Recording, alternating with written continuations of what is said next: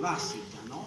Vamos a mostrar cómo los diversos neurotransmisores están implicados en las grandes neuropatologías del sistema nervioso, es decir, todas las patologías grandes del sistema nervioso que vamos a hablar hoy, como Parkinson, o Alzheimer, o accidente cerebrovascular agudo, ustedes van a ver que hay cambios en los neurotransmisores que normalmente nos ayudan para poder pensar, vivir, etc.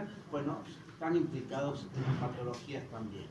De manera que es una clase de neuroquímica básica y aplicada, y lo que el orden va a ser primero hablar sobre las catecolaminas, después sobre la dopamina, que es una catecolamina, su relación con la enfermedad de Parkinson. Vamos a ver la neuroquímica de la enfermedad de Alzheimer, luego la neurotransmisión glutamatérgica, los receptores, excitotoxicidad de glutamato, neuroquímica del stroke, o sea, del accidente cerebrovascular agudo, la neurotransmisión en la placa neuromuscular en su relación con una enfermedad que se llama miastenia gravis, y vamos a terminar con las enfermedades producidas por priones, que en humanos se llama enfermedad de Creutzfeldt-Jakob. Bueno, ustedes saben que el lenguaje entre las neuronas se hace a través de intermediarios químicos, que hay un lenguaje entre una neurona presináptica y una posináptica, y que eso implica la liberación de un neurotransmisor por parte de la neurona presináptica, que encuentra un receptor, ¿verdad?, en la neurona posináptica, y esto siempre unidireccional en el lenguaje químico. O sea, el lenguaje químico donde el intercomunicador es un neurotransmisor, y esto, que es una imagen real con neuronas teñidas con un fluoróforo, ven que siempre va de neurona presináptica a axón, neurona posináptica. Es unidireccional.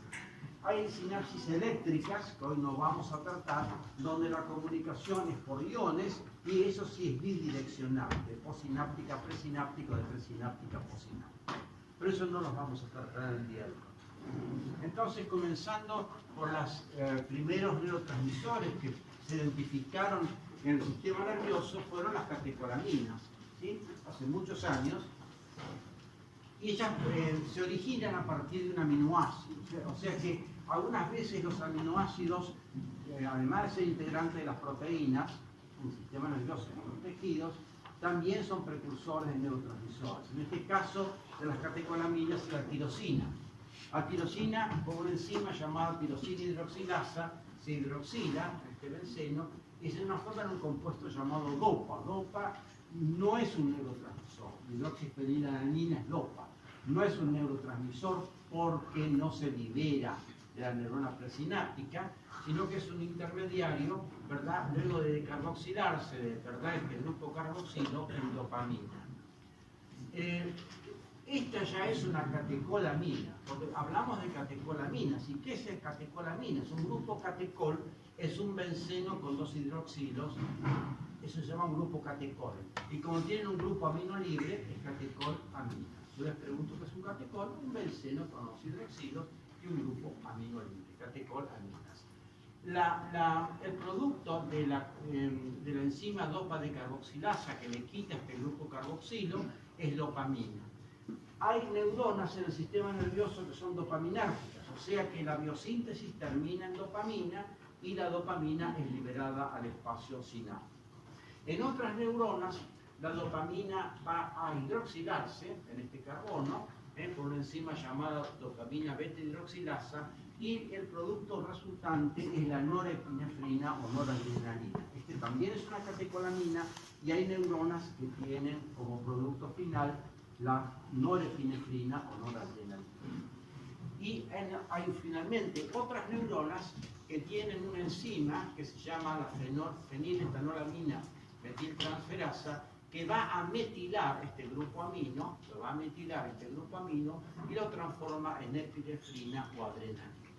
Pero esta enzima no está tan concentrada en el sistema nervioso central, sino que está muy concentrada en la médula suprarrenal.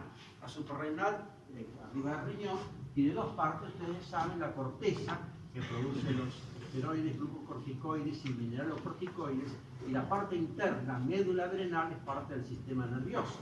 Y se encuentra allí, su principal producto, tiene este mismo tipo de biosíntesis, es la epinefrina-adrenalina, porque esta enzima, feniletanol-metiltransferasa, está muy concentrada en la médula suprarrenal, y eso es parte del sistema nervioso periférico, no el sistema nervioso central. Bien, otra cosa interesante de esta biosíntesis, que está en todos los libros y que la pueden ver también en libros de fisiología o de bioquímica, es que puede haber un agrupamiento de varias dopaminas se pegotean, y eso da lugar a un pigmento, a una coloración que se llama melanina. La melanina famosa de la piel también está presente en el sistema nervioso, y vamos a ver más adelante qué importancia tiene eso en la enfermedad de Parkinson. ¿Qué importancia tiene? Entonces la melanina es un producto de muchas dopaminas agrupadas. Las catecolaminas tienen receptores de membrana que pertenecen a la clase de 7-TMS, o sea, atraviesan la membrana que van a estar acopladas a una proteína G. Vamos a ver los receptores, GS o GI, ¿verdad? Y bueno, actúan a través de segundos mensajeros, y eso seguramente lo han visto en el curso de bioquímica ya o fisiología. Y en el caso de la epinefrina y norepinefrina, los receptores en el sistema nervioso se dividen clásicamente en alfa y beta. Alfa y beta. De beta hay dos, hay beta 1 y beta 2. Ambos beta 1 y beta 2 están acoplados a una proteína G estimulatoria, y por lo tanto su intermediario es el AMP cíclico. Aumenta el AMP cíclico cuando la adrenalina o noradrenalina se unen a los receptores beta 1 o beta 2.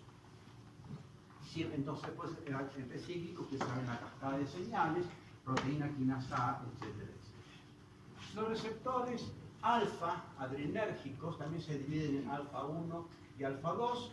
El alfa 2 está acoplado a una proteína GI inhibitoria, por lo tanto disminuye el AMP cíclico, mientras que el alfa 1 no está acoplado a una proteína GI o GS, sino a una proteína GQ.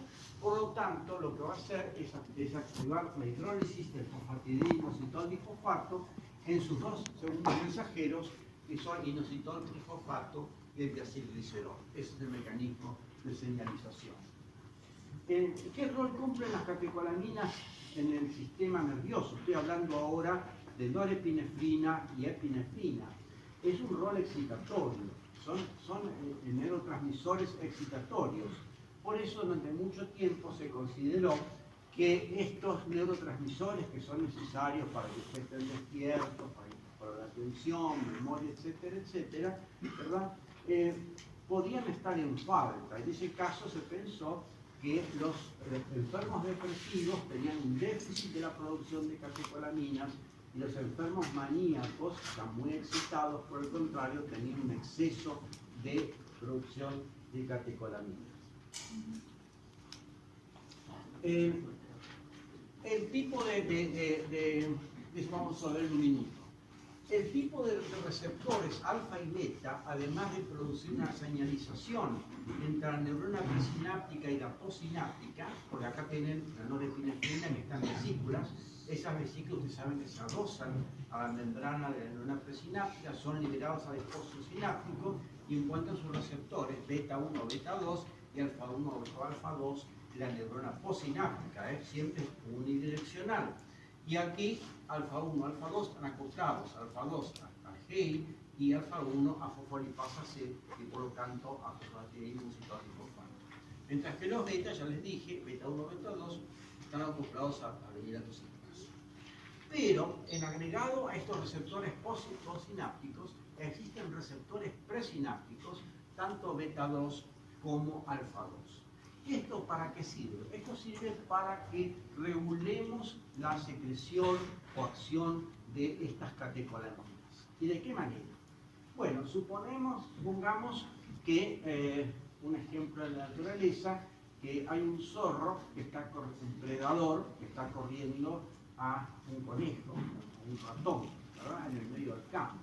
Entonces el ratón tiene que desarrollar al máximo sus mecanismos excitatorios del sistema nervioso, por lo tanto va a haber un aumento de producción de catecolaminas y de norepinefrina, por ejemplo, que se unen sus receptores beta 1 beta 2, que al principio de la neurotransmisión hay una pequeña liberación de norepinefrina, no es todo boom, empiezan a liberarse las vesículas y aparecer el espacio sináptico.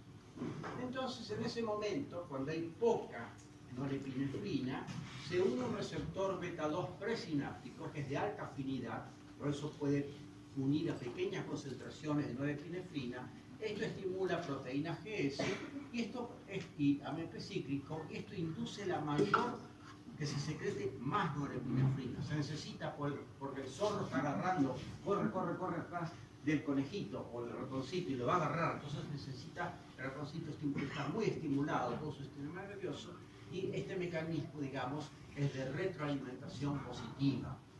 Es un feedback positivo porque la poca norepinefrina es captada por un beta 2 presináptico y rápidamente AMP cíclico hace que se libere más norepinefrina. Muy bien.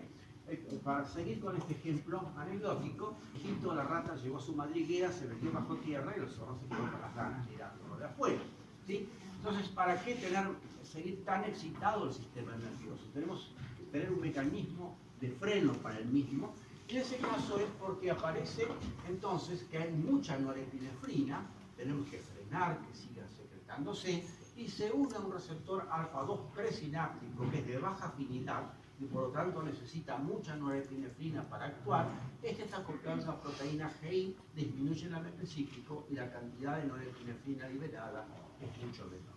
De manera que este es un feedback positivo y esto es un feedback negativo. Esto es al comienzo de la neurotransmisión, esta parte es al final de la neurotransmisión, cuando no se necesita entonces más norepinefrina en el medio ambiente. Lo que pasaría con ustedes cuando al comienzo del examen y cuando termine el examen. Claros, y cuando ya pasaron la materia, pero que todos la pasen, entonces para el final ya vamos a tranquilizar. Estos receptores presinápticos sirven para modular, como moduladores de la actividad de neurotransmisores excitatorios. Bueno, entonces yo les comentaba que las catecolaminas eran consideradas neurotransmisores excitatorios y que había una hipótesis llamada hipótesis aminérgica de los trastornos afectivos. Es una hipótesis que emitió un psiquiatra alemán hace mucho tiempo, donde decía que los enfermos depresivos tenían pocas catecolaminas y los maníacos tenían aumentadas las catecolaminas. Esto es parcialmente verdad. Hoy se considera que la depresión tiene otros mecanismos neuroquímicos que involucran, por ejemplo, la serotonina o recaptación de serotonina, y ya estas teorías, hipótesis aminérgica, pasó a un segundo lugar. Pero existió, y entonces lo que se pensó era que a los enfermos depresivos podían preservarles las catecolaminas impidiendo su degradación. Hay dos enzimas que tienen que ver con la degradación de las catecolaminas, que son la catecol o metiltransferasa y la monoaminoxidasa, que las destruyen.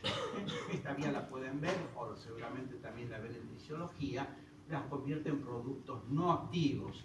Y sobre todo, la enzima esta, monoaminoxidasa, lo que hace es degradar a las catecolaminas, es un marcador mitocondrial, y se pensó que podían preservarse las catecolaminas, los enfermos depresivos, si se inhibía la MAO o monoaminoxidasa. Entonces, por un tiempo en la farmacología se emplearon bastante los inhibidores de la monoaminoxidasa, de la MAO, para el tratamiento de la depresión.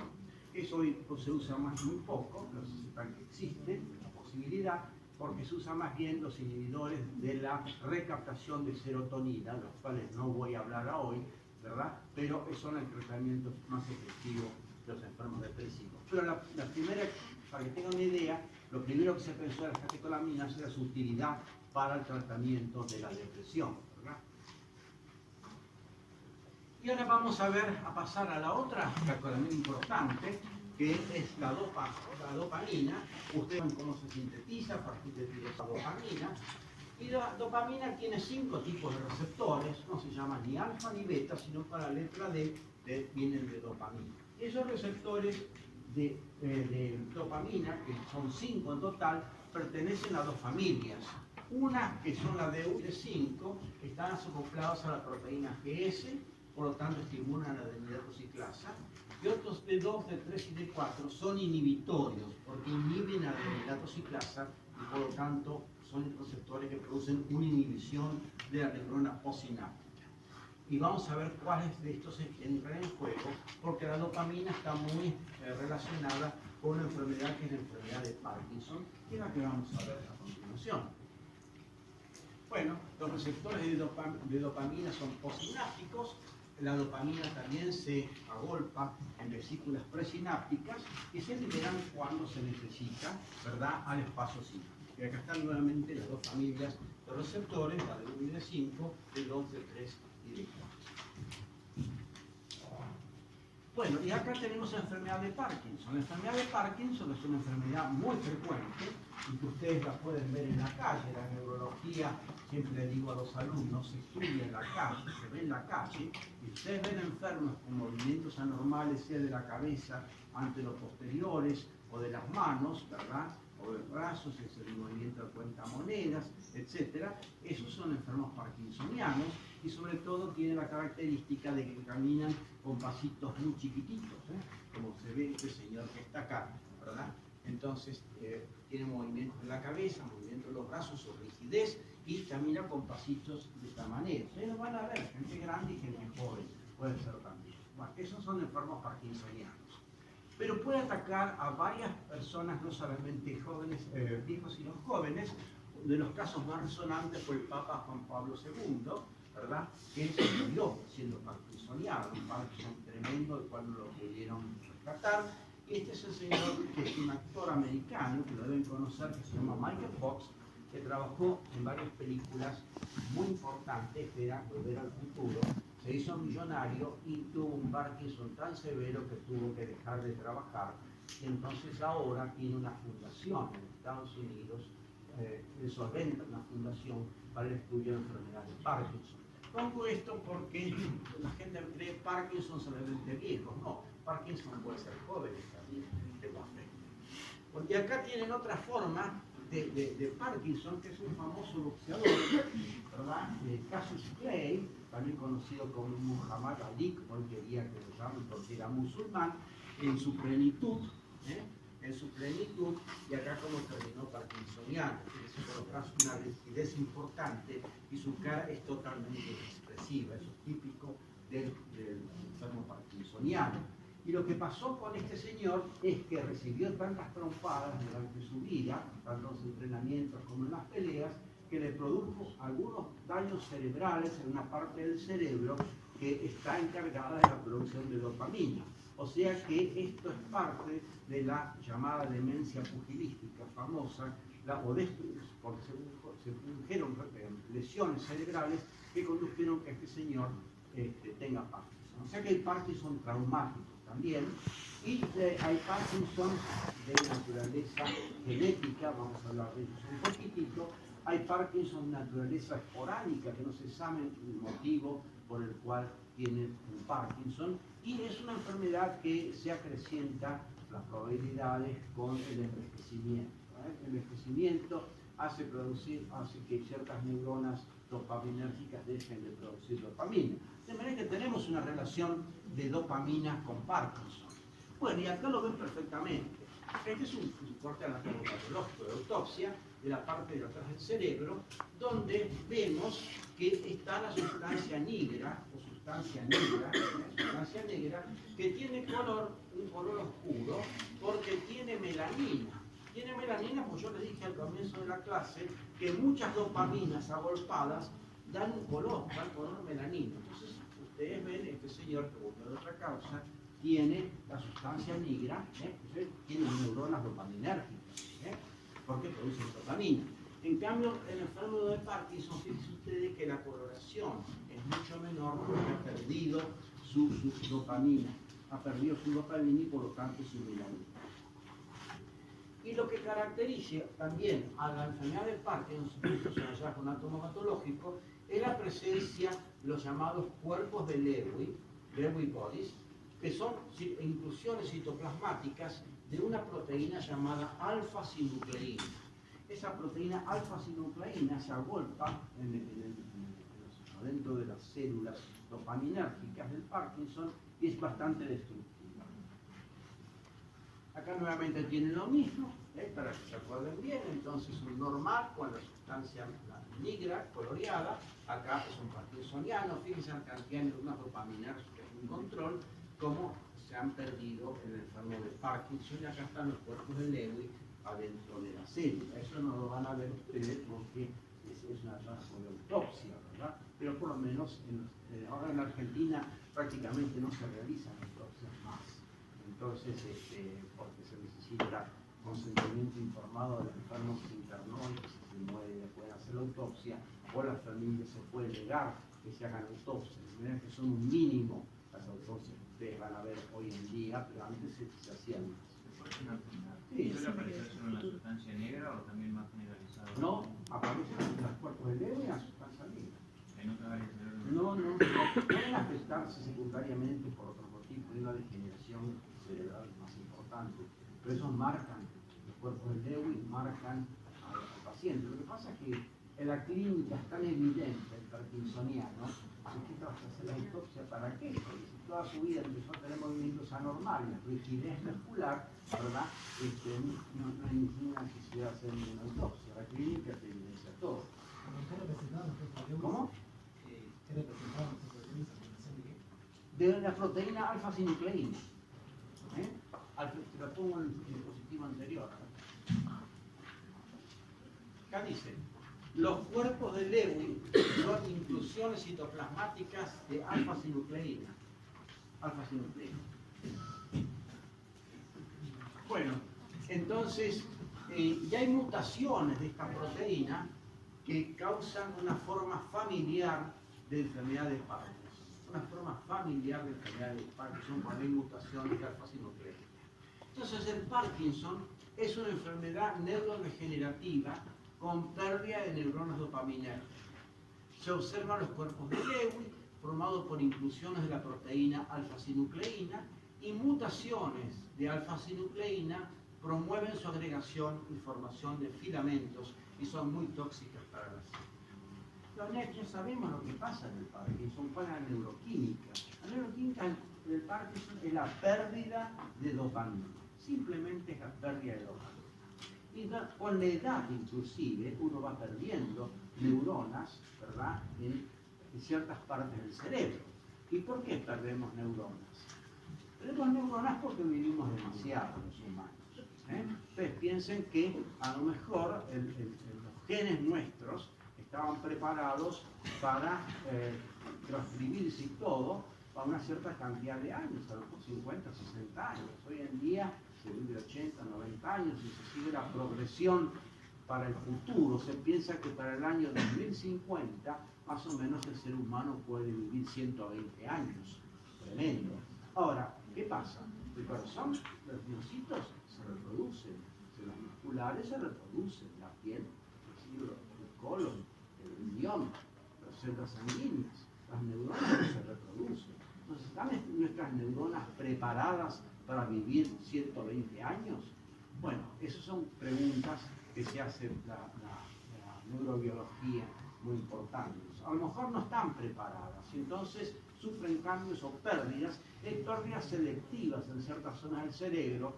Una de ellas es la sustancia negra, por eso las personas a medida que envejecen tienen menor elasticidad muscular, menor elasticidad muscular, y pueden aparecer algunos síntomas que uno podría llamar parkinsonianos, simplemente por edad, ¿verdad? Otra zona importante donde vamos a ver se pierden neuronas es el hipocampo. Por eso que en el centro de la memoria las personas mayores empiezan a tener dificultades para retener cosas nuevas. Falla la memoria, también lo vamos a ver cuando veamos enfermedades de Alzheimer. Entonces piensen que a lo mejor el cerebro no está preparado para vivir tantos años. Bueno. Y acá tienen ustedes un poquitito más de anatomía, porque la sustancia negra, este es un dibujo, ¿verdad?, va a inervar al cuerpo estriado, que está compuesto por el putamen y el núcleo caudado. Entonces la liberación, las neuronas dopaminérgicas están en sustancia negra, liberan dopamina en el cuerpo estriado y esto lo está frenando al cuerpo estriado de que no produzca movimientos anormales. Vamos a volver a eso. Y después le he puesto otra cosa más.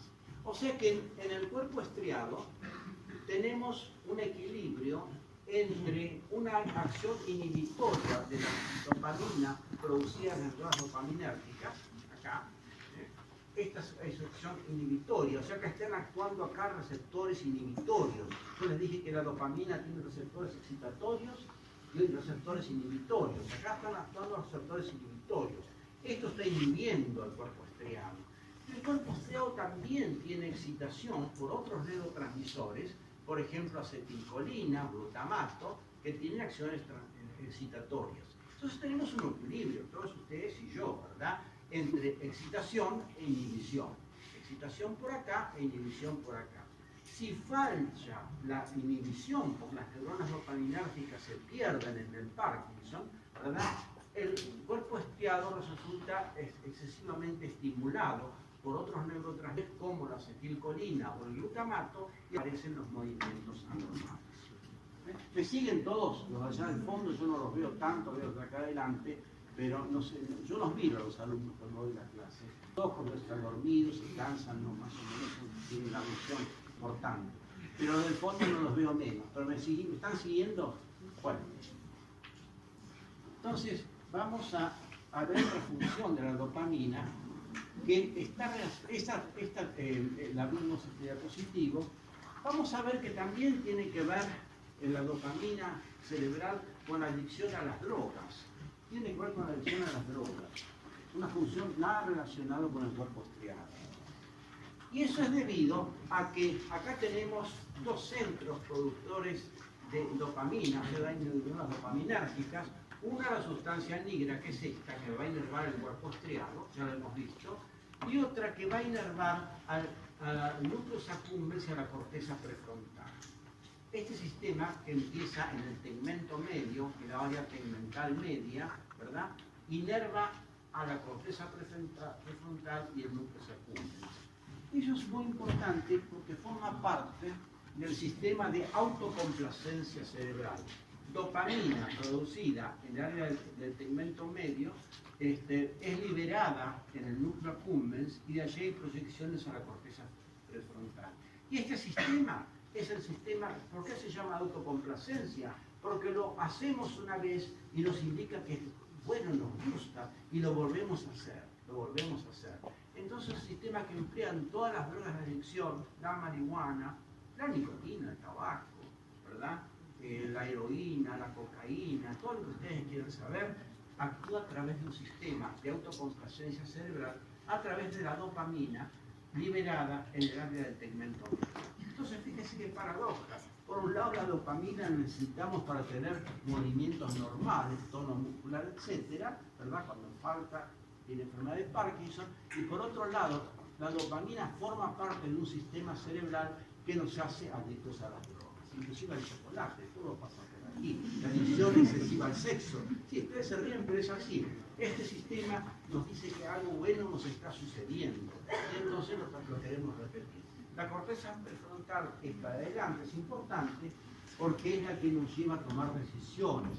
Se llama en inglés decision making. Entonces tomar decisiones que son importantes para el juicio también. De manera que si tenemos algo que nos gusta y nos hizo bien, como tomar alguna droga, lo volvemos a hacer utilizando este sistema dopamínico.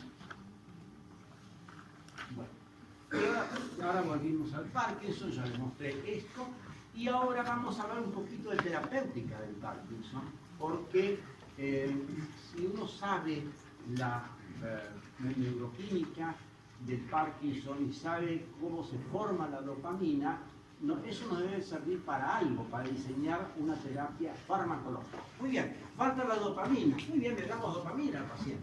Pero no va a pasar nada porque la dopamina no atraviesa la barrera hematoencefálica y no llega al cerebro. No sirve. Hasta que los farmacólogos encontraron que la dopa, su precursor, sí atraviesa la barrera hematoencefálica, entonces administrando DOCA, así que estamos hablando por vía oral, ¿verdad? Atraviesa la barrera hematoencefálica, llega a la neurona, se transforma en dopamina y esta inerva al cuerpo estriado, que es el tratamiento más importante de la enfermedad de Parkinson. Con una salvedad. La salvedad es que la dopa, que se administra exógenamente, que atraviesa la barrera hematoencefálica, se puede transformar o decarboxilar la dopamina en el hígado. Entonces, si administramos dopa por boca, pero el hígado lo transforma en dopamina, no sirve para nada, porque la dopamina no atraviesa barrera. Entonces, el tratamiento de elección de Parkinson es una administración de dopa y una inhibición de la decarboxilasa periférica. Los dos compuestos ayudan a que el enfermo de Parkinson mejore sus movimientos. Pero no será un tratamiento tan efectivo, porque si no, dos personajes tan importantes, o tres, en esas fotos, como puede ser un papa, como puede ser un actor de Hollywood millonario, o puede ser un boxeador que fue campeón mundial y también era millonario, hubieran mejorado su Parkinson. Los tres terminaron bastante mal. Dos murieron y Michael Fox dejó de trabajar. Quiere decir que el tratamiento es parcialmente efectivo, pero ayuda sobre todo al principio. Cuando hay una degeneración neuronal muy importante, no hay nada que hacer. Salvo que haya tratamientos, y se han empleado tratamientos diferenciales. Por ejemplo, uno es un tratamiento quirúrgico, una destrucción selectiva de algunos núcleos del cuerpo estriado, donde se impiden los movimientos anormales. Inclusive se ha llegado a hacer el trasplante de células dopaminérgicas. El trasplante de células dopaminérgicas. Eso trae un problema, porque las células nuestras adultas, de cadáver, ¿verdad? No son posmitóticas. Eso no se divide, son posmitóticas. Si trasplantas células de un cadáver, dopaminérgicas de un cadáver, a un parkinsoniano, viven poquito tiempo y se mueren, no se dividen. Entonces la idea era trasplantar células fetales para desarrollar efectos bastante grandes. Entonces, en países que se permitía el aborto como avanzado, en el embarazo avanzado, como eran México o países del norte de Europa, escandinavos, se empleó esa terapéutica, o sea, se sacaban de fetos ya bastante grandes, las neuronas dopaminérgicas se trasplantaron al cerebro de pacientes dopaminérgicos y esas células se reprodujeron y el paciente mejoró. De manera que es una terapia que por razones éticas no se puede hacer, ¿verdad? Hay países que no permiten el aborto y menos a una edad muy avanzada. Pero se usó y hay trabajos que muestran que fue efectivo. A lo mejor será a lo mejor en el futuro tener células madre o algo así y querer trasplantarlas, células que produzcan dopamina. Todavía no hay nada de eso, es experimental, de manera que el tratamiento efectivo y usado es el farmacología. ¿Tiene alguna duda? ¿No? Seguimos.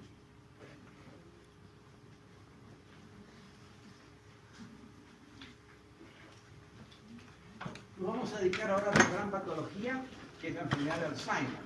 Ustedes saben que si ustedes van a un geriátrico en Argentina, en Buenos Aires, el 80% de los pacientes que están ahí tienen enfermedad de Alzheimer. La verdad es una enfermedad muy común y siempre le digo a mis alumnos que levanten la mano aquellos que tienen o un familiar o conocen una persona con enfermedad de Alzheimer. Háganlo, por favor. Bueno, entonces ustedes ven que más o menos un porcentaje importante conoce que es una enfermedad muy importante, de manera que hasta se ha llegado a decir que si todos vivimos 120 años, todos terminamos con la enfermedad de Alzheimer, ¿no? Esperemos que no, pero bueno, es una enfermedad del envejecimiento. Lo terrible es que el envejecimiento cerebral puede empezar a una edad cronológica donde la persona no es tan vieja como hace 50 años. Bueno, la enfermedad de Alzheimer, así como el envejecimiento, el lugar que va a estar afectado es el hipocampo, parte del sistema límbico, que es el centro de la memoria, el centro de la memoria y del aprendizaje. Y acá tenemos un corte de un dibujo de un humano, ¿verdad? Con su ojo, nariz, etcétera, el cerebro, y acá para que ustedes vean el tamaño que tienen los hipocampos, como dos medialunas grandes, una a cada lado de la corteza, y eso significa que tenemos la capacidad de almacenar muchos conocimientos, cosa que está pasando a ustedes, donde eligieron, ¿verdad?, estudiar medicina, que es una carrera espantosa, es más larga, tiene 7 años, hay que meterse mucho en la cabeza, realmente, basta ver los libros que yo estudiaba en medicina, ¿verdad?, y los que son los libros de medicina hoy en día, que son 3 veces más grandes, porque se sabe mucho más de todo. Bueno, pero es realmente una carrera que exige un depósito de conocimientos importantes. Si ustedes van de ahora de esta clase afuera y yo les encuentro en una esquina y les pregunto, decime, ¿qué pasaba en la enfermedad de Parkinson? Y ustedes van a decir, dopamina. Pero en algún lugar depositaron esa memoria. Eso que yo les conté entró al cerebro y se depositó en el hipocampo, que es tal vez la corteza prefrontal también, donde hay depósito de memoria. Depósito de memoria. De manera que lo que va a fallar en los enfermos justamente se caracteriza por la memoria. Y acá viene, por ejemplo, que desgraciadamente en el hipocampo, y eso es un ploteo del número de neuronas con respecto de la persona, cómo van disminuyendo las neuronas en el hipocampo, con la edad, son personas normales, cómo van disminuyendo la persona y también la corteza prefrontal. Hay una caída neuronal en la corteza prefrontal y en el hipocampo. Por ejemplo, es muy difícil que una persona mayor pueda aprender una lengua extranjera. Si yo tomo un chico de 12 años y quiero enseñarle francés, si quiero enseñarle francés a un señor de 80 años, el chico de 12 años va a aprender mucho mejor y más rápido que el señor de 80 años. ¿Por qué? Porque sus neuronas hipocampales se han caído, están disminuidas, son necesarias para volcar la memoria. Este es el cerebro de una persona normal. Esto es una forma de Alzheimer mediano al principio, donde aumentaron o se ensancharon los ventrículos cerebrales y empezó a atrofiarse el hipocampo. Este es el hipocampo, ¿verdad? La parte final del hipocampo, en un humano en un corte coronal.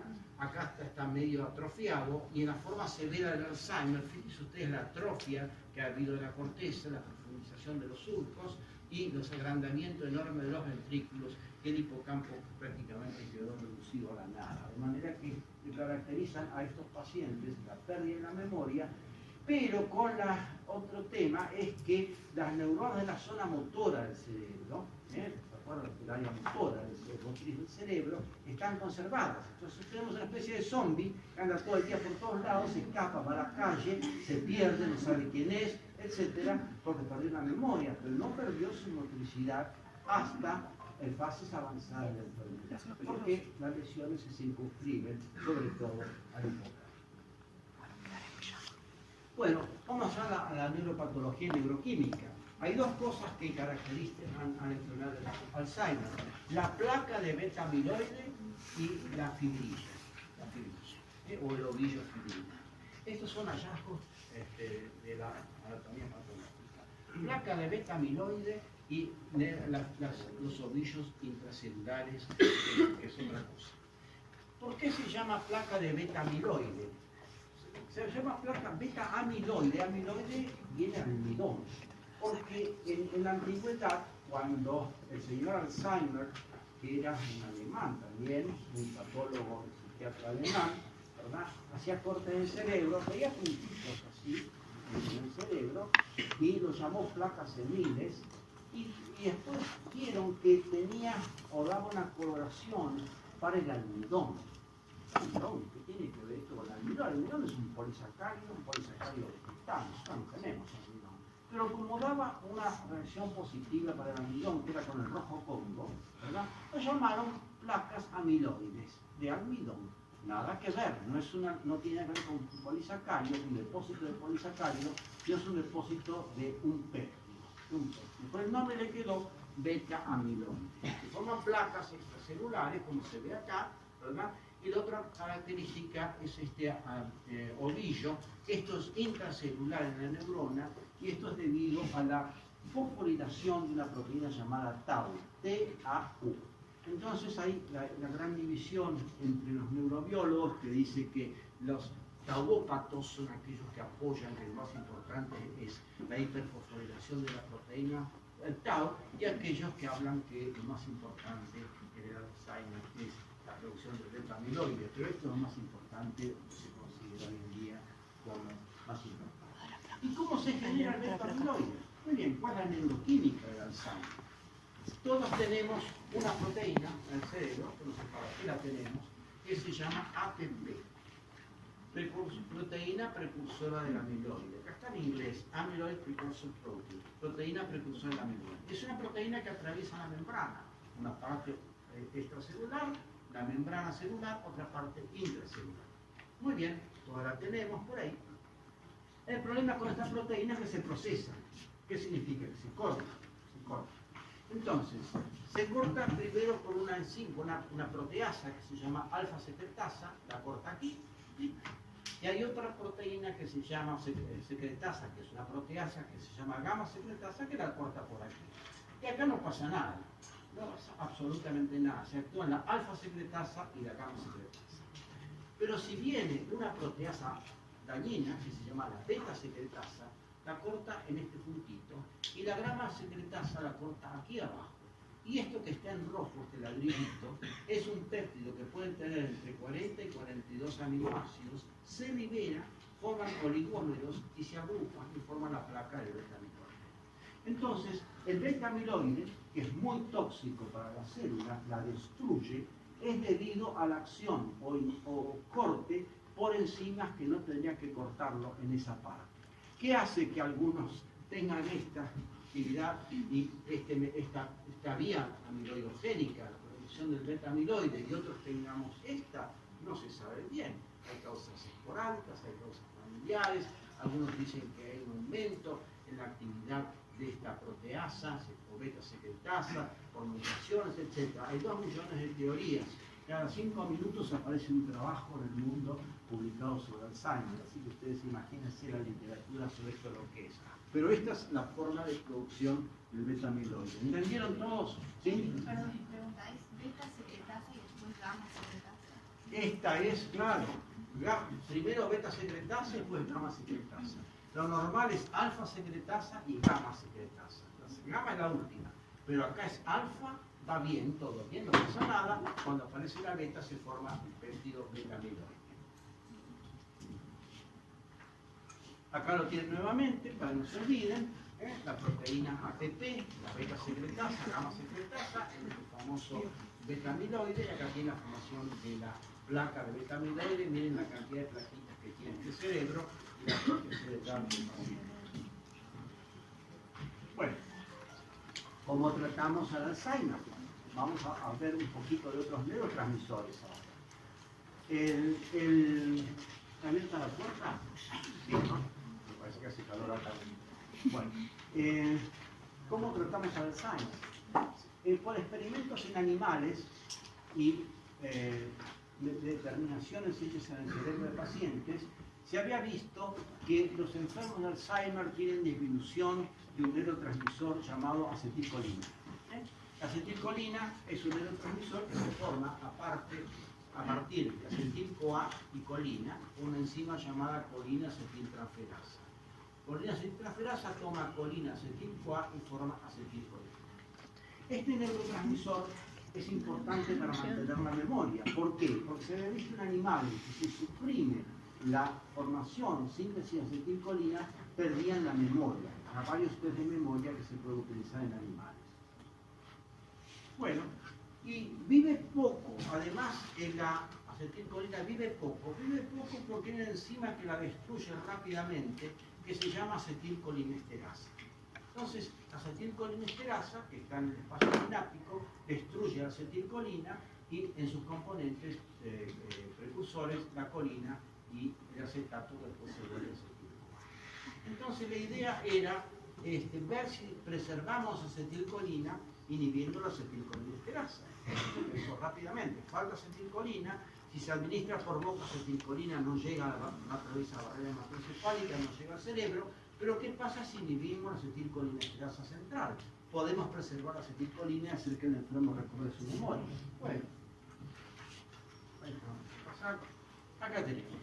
Entonces, esta es una neurona presináptica que fabrica acetilcolina.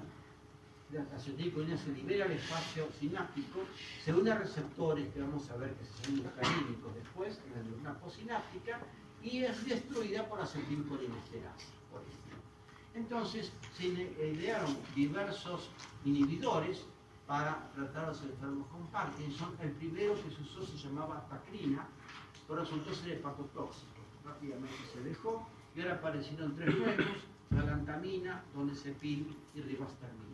Estos 3 nuevos, aunque no se acuerdan los nombres, no importa, pero sepan que hay nuevos compuestos inhibidores de acetilcolinesterasa central que mejoran la enfermedad o mejoran la memoria del enfermo con Parkinson. O sea que el tratamiento farmacológico es inhibir la acetilcolinesterasa central. Hay muchos más tratamientos, pero este es uno de los más efectivos que al principio funciona. Bueno, y dejando ya la enfermedad de Alzheimer, donde están involucrados los receptores muscarínicos en el sistema nervioso, hay otros receptores para acetilcolina que no están en el cerebro, sino están muy concentrados en la placa neuromuscular, que seguramente deben haber visto en fisiología, que son receptores nicotínicos. ¿Han oído hablar de? Bueno, estos receptores son ionotrópicos porque cuando se une la acetilcolina al receptor nicotínico, deja entrar al sodio en la placa neuromuscular y entonces se inicia la contracción. Estos receptores nicotínicos están activados por la acetilcolina producida ¿dónde? En los mecanismos. ¿Dónde se produce la acetilcolina periférica?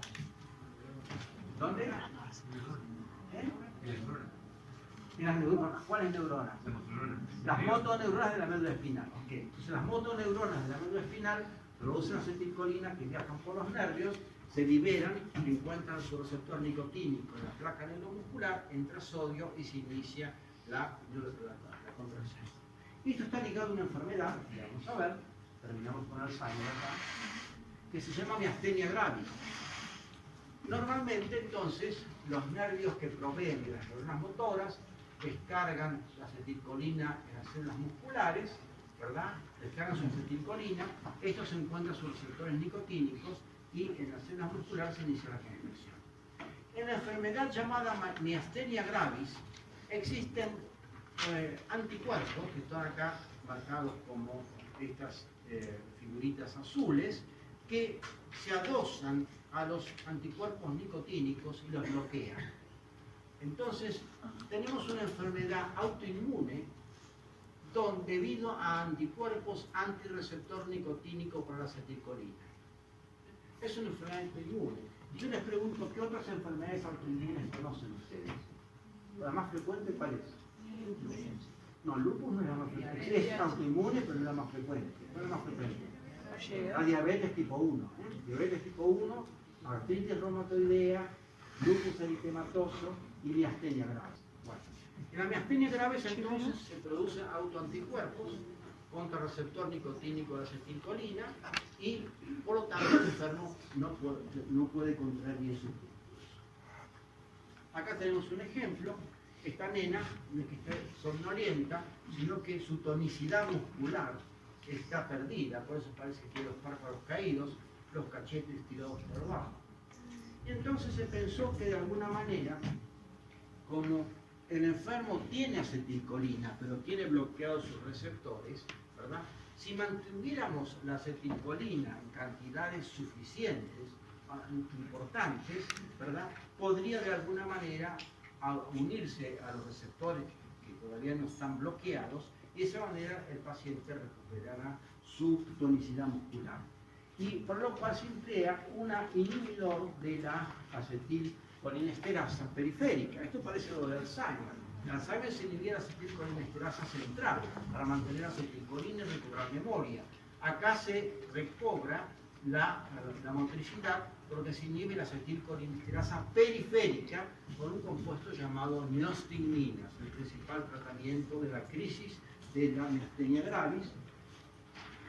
Entonces esta nena llegó a la guardia en estado miasténico, toda hipotónica, se la trató con neostigmina, un inhibidor de acetilcolinesterasa. Fíjense ustedes cómo recobró la tonicidad de los párpados y los cachetes ya no están caídos para abajo, ¿verdad? Sino que están más sujetos, tienen más tonicidad. Es el tratamiento agudo, entonces con un inhibidor de acetilcolinesterasa. De manera que es muy importante la acetilcolina para las enfermedades de Parkinson y en el caso de las astenias graves. Saben algo más en relación entre el neurotransmisor y las neuropatologías. Bueno, nos faltan ver dos patologías y terminamos la clase. Una es la neurotransmisión glutamatérgica. Yo les dije al principio de la clase que los aminoácidos en el sistema nervioso podían ser parte de las proteínas para ser neurotransmisores o ser precursores de neurotransmisores. En el caso de las catecolaminas y la tirosina, ¿verdad? En este caso el ácido glutámico. El ácido glutámico es el principal neurotransmisor excitatorio del sistema nervioso central. También se deposita en vesículas sinápticas y actúa sobre la neurona postsináptica, produciendo excitabilidad importante. Es lo que nos mantiene despiertos en este momento, atentos. También está involucrado en la génesis de memoria. Bueno, hay dos tipos de receptores muy rápidamente glutamatérgicos, unos llamados metabotrópicos, que está cubierta esa proteína G, que no los vamos a ver, y otros que son ionotrópicos, porque tienen un canal para un ion. Y esos ionotrópicos que están involucrados en la patología reciben los nombres, tres nombres diferentes de acuerdo a los inhibidores que usaron los farmacólogos: AMPA, NMDA y CAINA. AMPA, NMDA y CAINA. Y estos receptores ionotrópicos que tienen un canal para un ion, cuando el glutamato se une a estos receptores, entra el ion y produce distintos tipos de excitabilidad en la neurona postsináptica. ¿Me van siguiendo todos? Sí. ¿Sí? Bueno. Muy bien. Y eso ¿cómo? Hablo lo más alto que puedo, mira. Más no puedo. Lamentablemente tendría que tener un micrófono. Voy a tratar de hablar más alto, pero no puedo. Bueno, eso pasa normalmente, que el NMDA tiene un canal para el calcio y para el sodio, el cainato un canal para el sodio y el AMPA un canal para el sodio, ¿verdad? Y eso produce una excitación del sistema nervioso. Ahora, cuando existe una liberación importante o grande de glutamato, ¿verdad?, ya no es excitatorio, sino se llama excitotóxico, produce patologías. ¿Y por qué produce patologías? Si hay mucho glutamato que se pega al receptor cainato o AMPA, entra sodio. ¿Qué pasa si entra un sodio en exceso?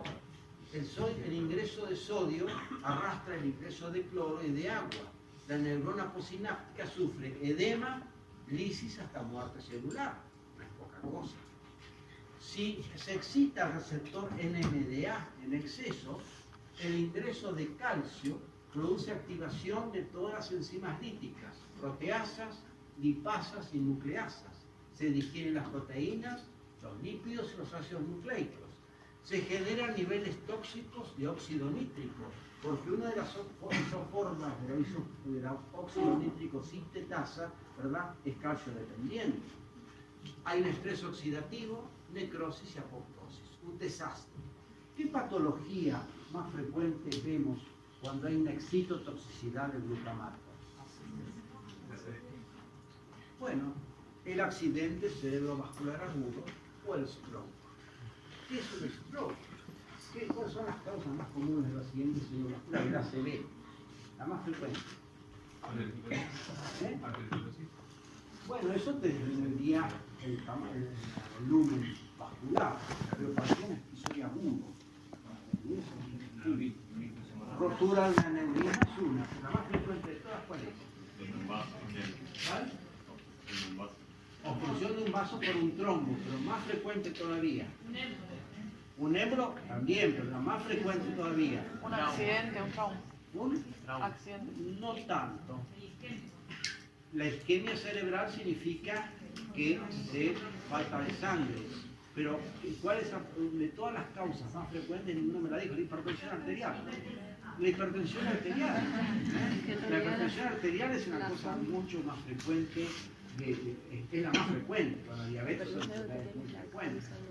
De manera que la hipertensión arterial no tratada rompe un vasito, ¿verdad? Y en toda una zona del cerebro se infarta, que acá está señalizada por esta manera. También es un émbolo, un trombo, arteriosclerosis, rotura del neurisma, todo lo que quieran, con más frecuencia hipertensión arterial.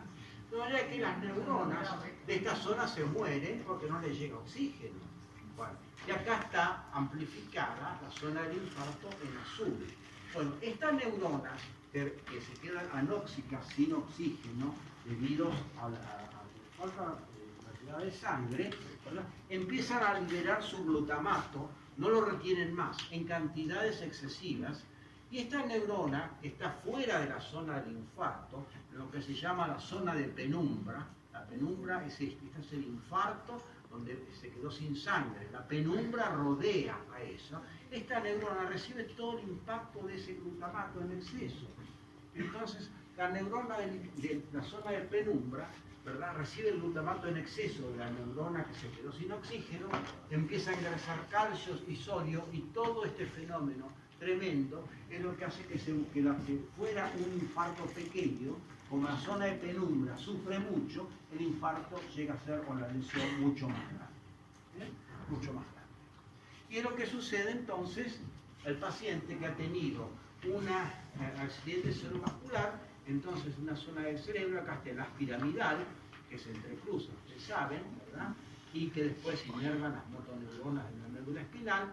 Cuando hay a este nivel una lesión cerebral, un accidente cerebrovascular, la mitad del cuerpo del lado opuesto se queda paralítica, y entonces pueden ver pacientes que caminan de esta manera, con el brazo retraído y con la pierna de esta manera. Eso en la calle. Por eso le decía que la neurología se estudia en la calle, para el enfermo parkinsoniano, el enfermo con un accidente cerebrovascular agudo, ¿verdad?, el enfermo que se perdió, que no sabe quién es, el Alzheimer, etcétera, etcétera.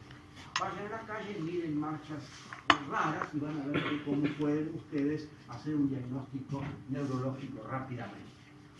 Bueno, entonces, la neuroquímica del accidente cerebrovascular agudo, el stroke, es la excitotoxicidad del glutamato. Excitotoxicidad del glutamato. Bien, llegamos casi al final de la clase viendo los priones. ¿Qué son los priones? Hace muchos años se había visto en Europa que había vacas y ovejas y otros animales que se comportaban de una forma normal. La llamaban la enfermedad de la vaca loca. La vaca loca era que no estaba la vaca loca, sino que tenía un comportamiento anormal, chocaba con otros animales, rompía los cercos donde estaba, etc. Y cuando se le hacía la autopsia, tenía el cerebro como apolillado, con agujeros, y eso se le llamó una encefalopatía, cerebropatía patológica espongiforme. El cerebro en forma de esponja, porque tenía como agujeros. Y los primeros diagnósticos de la vaca loca fueron que estaba producida por un virus lento que atacaba el sistema nervioso, porque la enfermedad se desarrolla en el curso de muchos años. Y la gente que comía las carnes de la vaca loca también adquiría la enfermedad. El cerebro espongiforme entraba con lesiones neurológicas muy importantes, y a ese enfermo se lo llamó, o la enfermedad, la diagnosticaron enfermedad de Creutzfeldt-Jakob.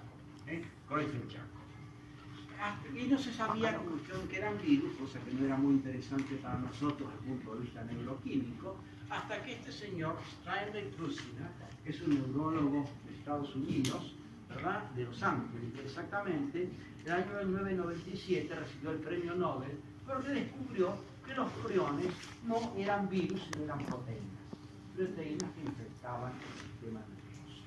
Gran hallazgo, muy importante, ¿verdad?, por el cual hace pocos años fue condecorado por el presidente Obama de Estados Unidos, ¿verdad?, que estaba mucho más viejo que lo que está ahí, pues el premio Nobel en el 97.